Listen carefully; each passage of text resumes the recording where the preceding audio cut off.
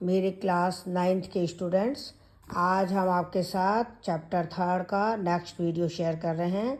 आज का हमारा टॉपिक है एटॉमिक सिंबल की सिग्निफिकेंस, यानी एटॉमिक सिंबल से हमें क्या पता चलता है। एटॉमिक सिंबल क्या होता है ये हमने पिछले वीडियो में आपको बता दिए थे कि ये एलिमेंट का शॉर्ट नेम हैंड नोटेशन है। तो एटॉमिक सिंबल जैसे हमने कार्बन का C लिखा, उससे हमें ये पता चल गया कि एलिमेंट कौन सा है। उसका एटॉमिक नंबर पता चल जाएगा कि कितने प्रोटॉन हैं, उसका मास नंबर पता चल जाएगा कि उसमें कितने न्यूट्रॉन प्लस प्रोटॉन हैं, और वो एक एटम को रिप्रेजेंट करेगा। जैसे C लिखने का मतलब कार्बन का एक एटम, या ये एक मोल एटम को भी रिप्रेजेंट करेगा।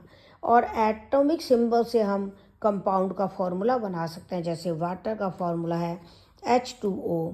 इसका मतलब इसमें हाइड्रोजन और ऑक्सीजन दो एलिमेंट्स हैं। हाइड्रोजन के दो एटम हैं, ऑक्सीजन का एक एटम है, टोटल 3 एटम्स हैं। तो इसको हम बोलते हैं ट्राई एटॉमिक मॉलिक्यूल। ये एक मॉलिक्यूल को बता रहा है। वाटर पता चल रहा है। सिंबल से हम केमिकल रिएक्शन को दिखा सकते हैं, जो कि केमिकल इक्वेशन कहलाती है। इस सिंबल को लिखने से टाइम बचेगा, स्पेस बचेगा। जैसे N लिखने का मतलब नाइट्रोजन एटम है, O लिखने का मतलब ऑक्सीजन एटम है, F लिखने का मतलब फ्लोरीन एटम है। इस तरह से हमें सिंबल से ये पता चल जाएगा कि कौन से एलिमेंट का एटम है। अब है मॉलिक्यूल।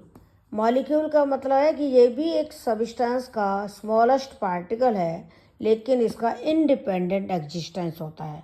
एटम का इंडिपेंडेंट एग्जिस्टेंस नहीं होता, मॉलिक्यूल का इंडिपेंडेंट एग्जिस्टेंस होता है। ये सब्सटेंस की सारी प्रॉपर्टीज रखता है।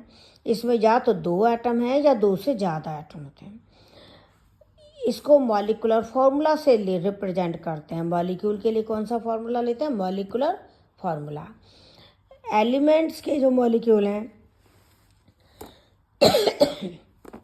उनमें तो एक ही तरह के एटम्स होते हैं।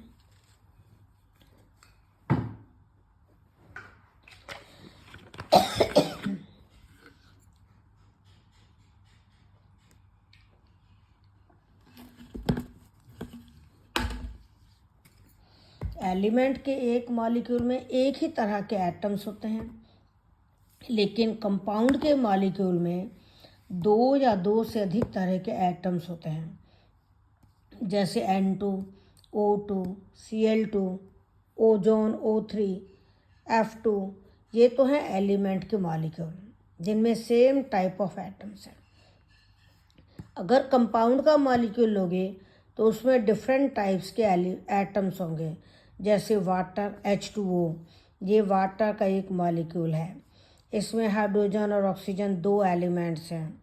हाइड्रोजन के 2 एटम्स हैं, ऑक्सीजन का एक एटम है। ये ट्राई एटॉमिक मॉलिक्यूल है। ट्राई एटॉमिक मॉलिक्यूल का मतलब 3 एटम से मॉलिक्यूल बना हुआ है। अगला टॉपिक है एटोमिसिटी ऑफ मॉलिक्यूल। मॉलिक्यूल की एटोमिसिटी मतलब एक मॉलिक्यूल में कितने एटम्स हैं। एटोमिसिटी मीन्स एक मॉलिक्यूल में कितने एटम्स हैं।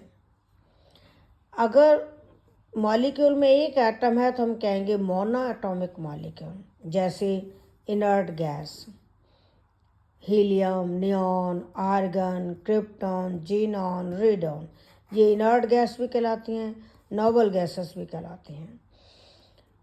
डायटॉमिक मॉलिक्यूल का मतलब होता है इसमें 2 एटम्स हैं। जैसे O2, N2, Cl2, F2, Br2, I2, H2। ये ऑक्सीजन है, नाइट्रोजन गैस है, chlorine, fluorine, bromine, iodine, hydrogen. Triatomic molecule का मतलब है एक मॉलिक्यूल में 3 एटम्स हैं। Ozone O3, water H2O। Tetraatomic molecule means जिसमें 4 एटम है। जैसे P4 फास्फोरस का मॉलिक्यूल है, NH3 अमोनिया है।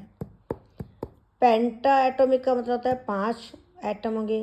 ऑक्टा एटॉमिक का मतलब 8 एटम से मॉलिक्यूल बनता है। जैसे सल्फर के एक मॉलिक्यूल में 8 एटम्स हैं। मेटलिक जो एलिमेंट्स हैं जैसे मेटल्स हैं, वो एटम के क्लस्टर के रूप में होती हैं। मतलब उनमें एटम्स के गुच्छे होते हैं और उनमें मेटलिक बॉन्ड होता है, और उन मेटालिक क्लस्टर्स को बोलते हैं जायंट मॉलिक्यूल्स। जैसे ये दिया है पोटेशियम डाइक्रोमेट, इसमें कितने एटम है तो ये आप काउंट कर सकते हो। तो इसलिए आपको पहले फॉर्मूला याद होगा, उसके बाद आप एटोमिसिटी निकाल सकते हो। एटोमिसिटी मीन्स उस फॉर्मूले में कितने एटम्स हैं। जैसे इसमें 2, 2, 4 और 7, 11 एटम्स हैं। पोटेशियम परमैंगनेट में 1 और 1 ये 2 और 4 6 एटम्स हैं।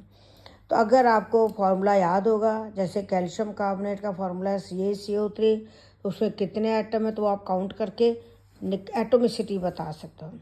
तो आज हमने आपको एटोमिसिटी निकालना बताया है कि किसी फार्मूले में कितने एटम्स हैं या किसी मॉलिक्यूल में कितने एटम्स हैं। और ये फार्मूले हम आपको अगली टर्न पे बताएंगे और आपको धीरे धीरे याद हो जाएंगे। आप बस हमारे वीडियो को देखते रहिए, डेली आपको कुछ कंसेप्ट्स मिलेंगे और आपका बहुत अच्छा क्लियर केमिस्ट्री बहुत अच्छी हो जाएगी। हम आपके साथ हैं, कोई दिक्कत हो तो कमेंट में लिखना। All the best, thank you.